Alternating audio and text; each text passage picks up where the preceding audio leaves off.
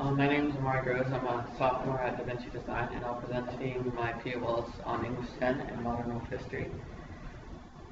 For English, we are doing a character analysis of a character from Fahrenheit 451, and I chose Guy Montag, in which he's a dynamic character and an introspective fireman who becomes enlightened by way of books, and he tries to become someone of understanding and knowledge, and later asking for help to comprehend his thoughts along with the things that he reads.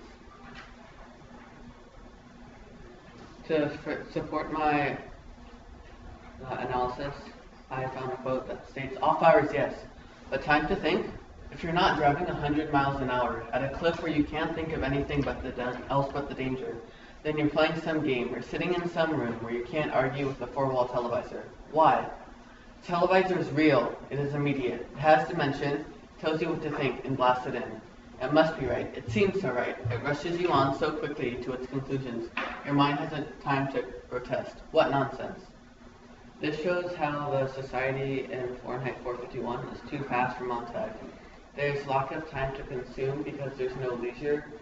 That's saying that there's no time for you fully to understand what's being given to you.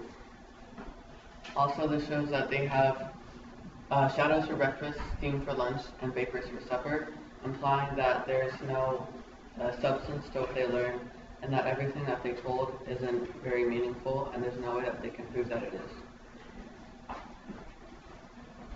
Secondly, it reads, "Or we'll walk on the highways now, and we'll have time to put things into ourselves. And someday, after it's sustained us a long time, it'll come out our hands and our mouths. And a lot of it will be wrong, but just enough of it will be right. We'll just start walking today and see the world and the way the world walks around and talks, the way it really looks. No, none of it will be me when it goes in. After a while, it'll all gather inside, and it'll be me." This quote further supports that the leisure allows for substance, and that the sieve in the sand has really led to Montag's life as he's become more enlightened with books. He knows that what he reads needs time to consume, and that, such as the sieve in the sand, where sand falls into a sieve and it won't contain, but if you leave it and have enough of it, then maybe some of it will just stay. This also shows that Montag is starting to understand how to take in and learn what he's been being given, and that he is further ahead than most people in his society. Lastly, this is from Montag talking to Faber, where he states, "Nobody listens anymore. I can't talk to the walls because they're yelling at me. I can't talk to my wife. She listens to the walls. I just want someone to hear what I have to say, and maybe if I talk long enough, it'll make sense. And I want you to teach me to understand what I read." Here Montag points out the flawed mannerisms in his society, thus showing that he's further developed than most people, and he can understand what's wrong and what should be more adept in their society. This also develops that he's seeking truth in the society that he's in, as he wants to know how to fix things and be more as he should be ideally.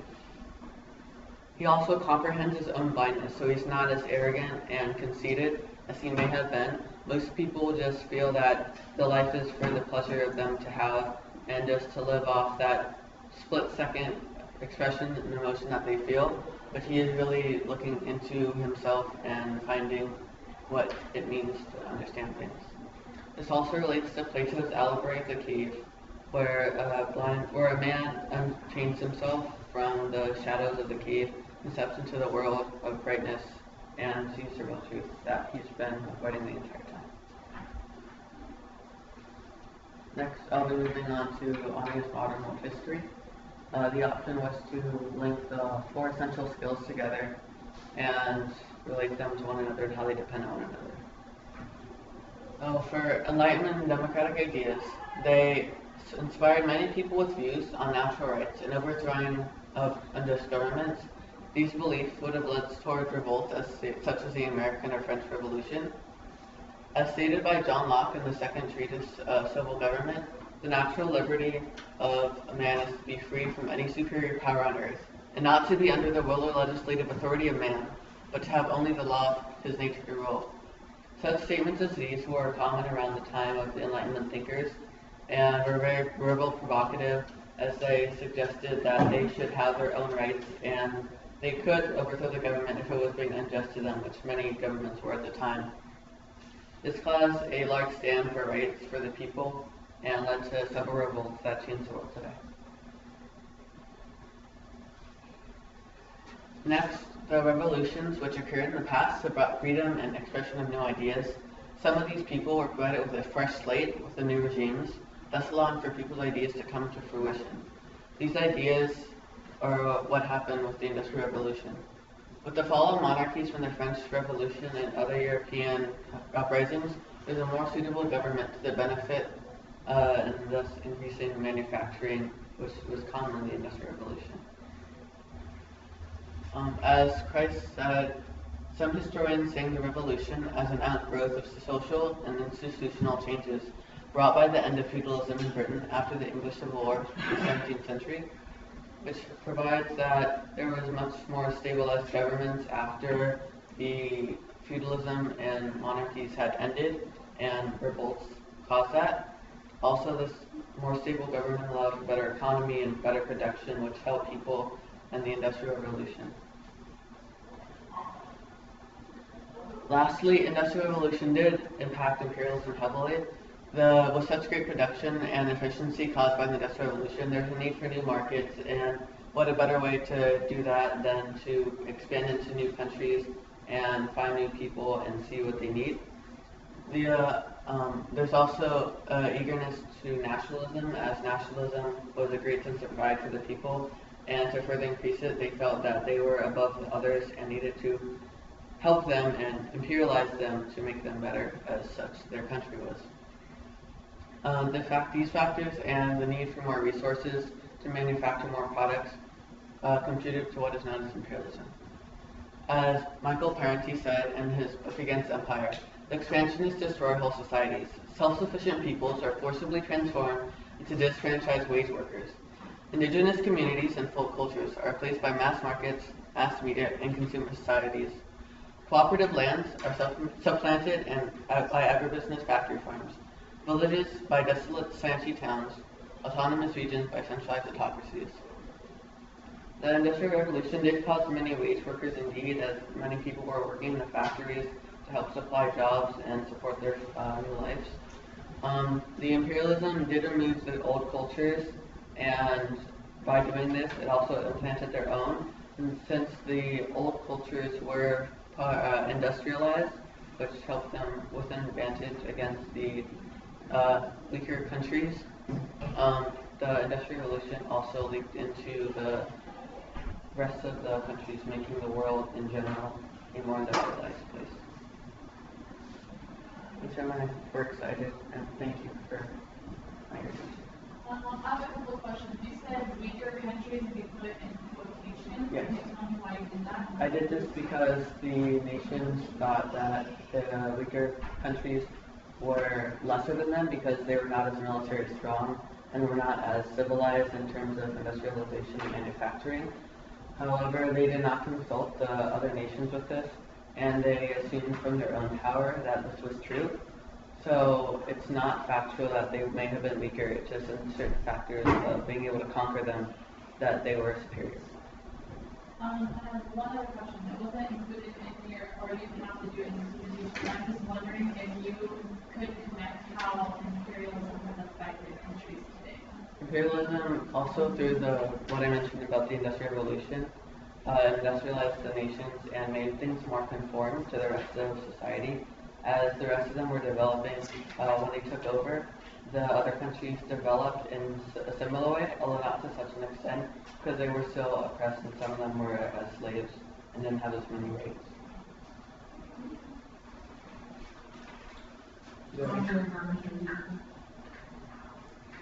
Did I set source search again? Yep.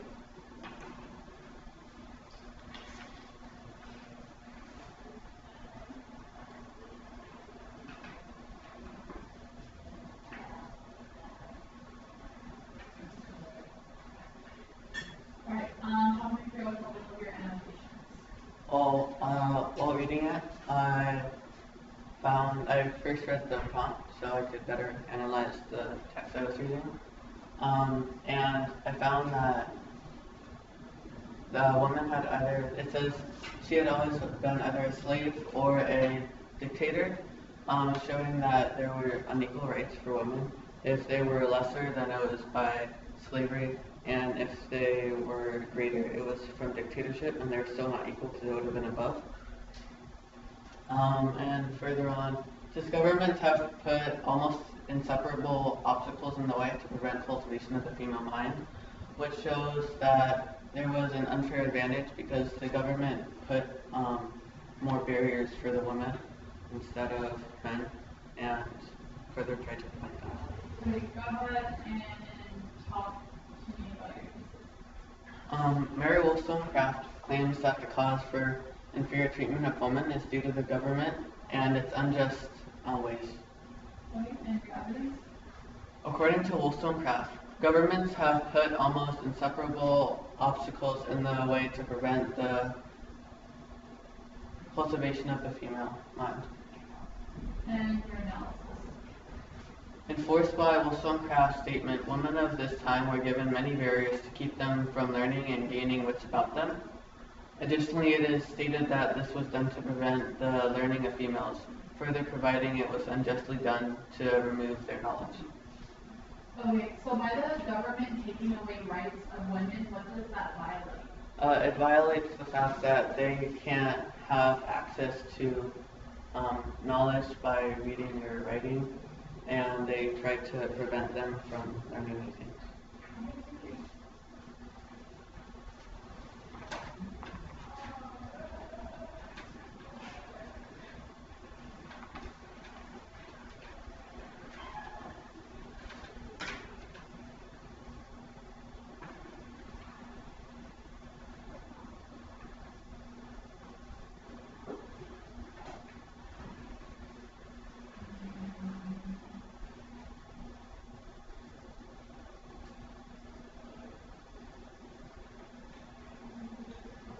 Alright, let's take a look. As soon as the owner decided to sell his coin to Lichton and locked in a vault for 50 years. What do you have on her?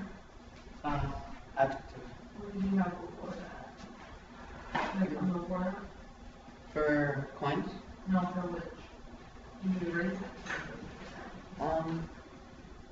No, that was just a mistake. Okay. What is which describing? It describes the coins.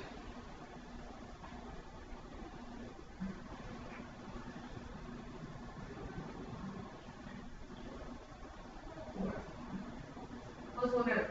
Had been locked. You put locked as an adjective. What does locked describe? Lock is describing what they were, so it would have been an adverb. Or what? There's only one part of speech that can take the past tense. Verb. Verb. So it should be a verb. You can choose marker.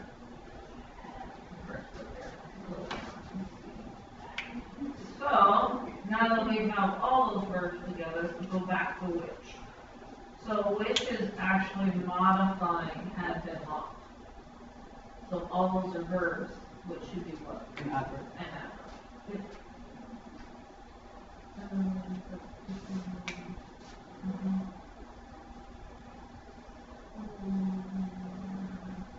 How many years? 50. How many years? So not a noun, but what? Adjective. Adjective. You don't have to put it. You're good. Thank you.